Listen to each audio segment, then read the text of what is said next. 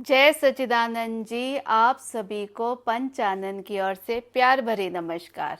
सब कुछ करती हूँ, घर को संभालती हूँ, फिर भी मुझे खुशी क्यों नहीं मिलती, मेरा मन उदास क्यों रहता है? इसमें बहुत बड़ा राज है।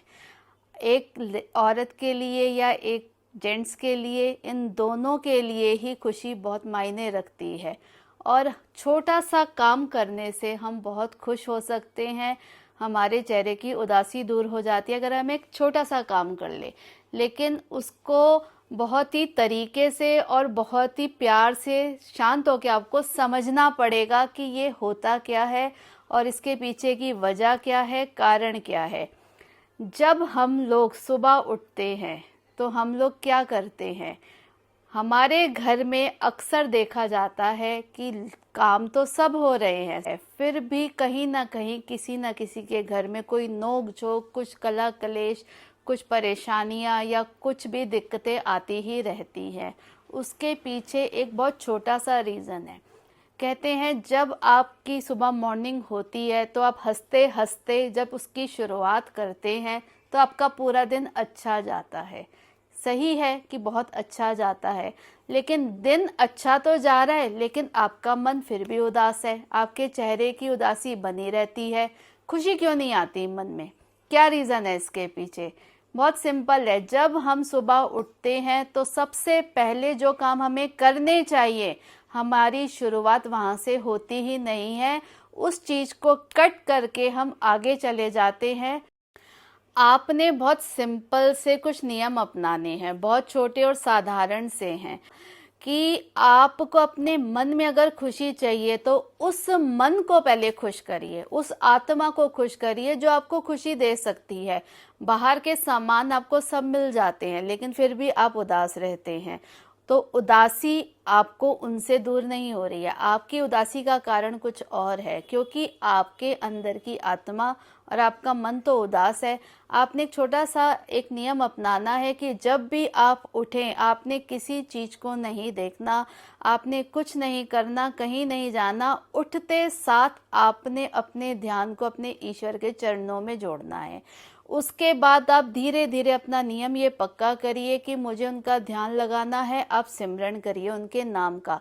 उनका कोई भी नाम आप सिमर सकते हैं। ईश्वर के अनेक प्रकार के नाम हैं, उन्होंने अनेक प्रकार के रूप धारण किए। किसी भी रूप को आप मन में बसाइए और उनका ध्यान लगाइए। फर्स्ट डे आप 5 मिनट 2 मिनट से स्टार्ट करिए, कुछ धीरे धीरे धीरे आपका मन लगना शुरू हो जाएगा। उसके बाद जब भी आपका ये नियम पूरा हो जाए आप, लेकिन इसके बाद आपको घर गृहस्थी के काम नहीं करने। लोग क्या करते हैं, अक्सर ये सब नियम करने के बाद अपने घर के कामों में लग जाते हैं। घर के काम करने के बाद तब उन्हें अपने मंदिर की पूजा याद आती है। अब हम फ्री हो गए हैं, अब हम अपने मंदिर में पूजा के लिए जाते हैं। आप फ्री कैसे हो सकते हो? आपने तो अपने आप को दुनिया जहान के कामों में उलझा लिया, आपका मन अशांत हो गया, आपका शरीर थक गया, आपका माइंड सब जगह इधर उधर बिखर गया। अब आप ईश्वर की भक्ति कैसे करेंगे? सारे कामों का बोझ लेकर जब आप अपने मंदिर में बैठेंगे, आपका ध्यान लगेगा पूजा में? बिल्कुल भी नहीं लगेगा।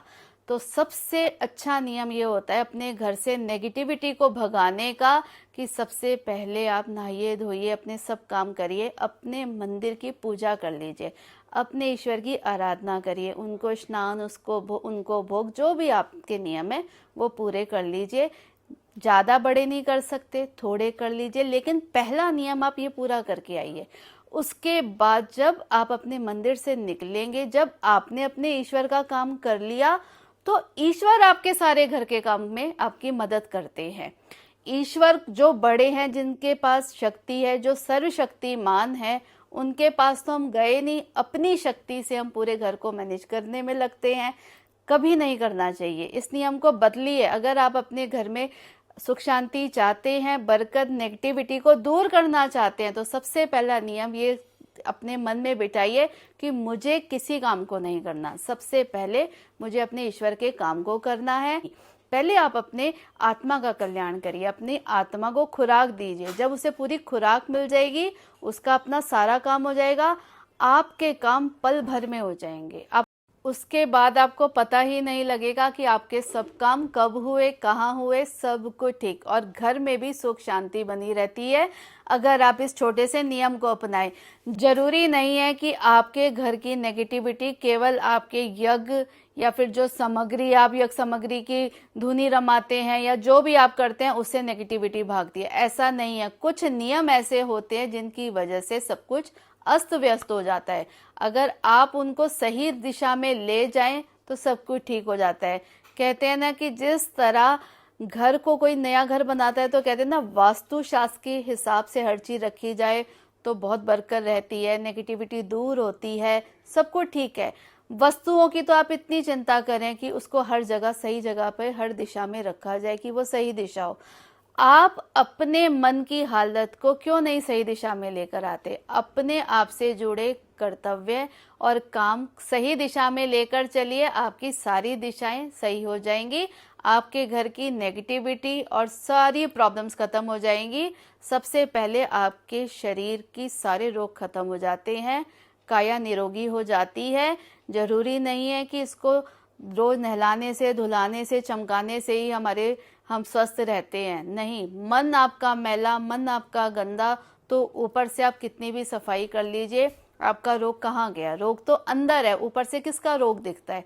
रोग किसी का नहीं दिखता, सब ऊपर से बहुत अच्छे लगते हैं। रोग है हमारे अंदर, कुछ शारीरिक, कुछ मानसिक, बहुत सारे रोग हैं। इसी तरह अपने सारे मानसिक रोगों को खत्म करिए, शारीरिक अपने आप खत्म हो जाएंगे और ईश्वर चाहेंगे कि सही राहें आपको मिलने लग जाएगी जब आप उनकी राह पकड़ लेंगे। करके देखिए, आजमा के देखिए, ये अनुभव है हमारे, ये बहुत लाभदायी हैं, आपके लिए भी लाभदायक होंगे। आपका मन सबसे पहले ईश्वर से कनेक्ट होना चाहिए, आत्मा का परमात्मा से मिलन करवाकर फिर घर का जब कार्य शुरू करो तो सबसे पहला कार्य आपके मंदिर का होना चाहिए, उसके बाद सारे घर के कार्य होने चाहिए। अगर आपको मेरी बात अच्छी लगे तो प्लीज़ वीडियो को लाइक, चैनल को सब्सक्राइब और शेयर जरूर करिएगा। और कुछ बुरा लगे या गलत लगे तो समझाइएगा ज़रूर। Thank you so much.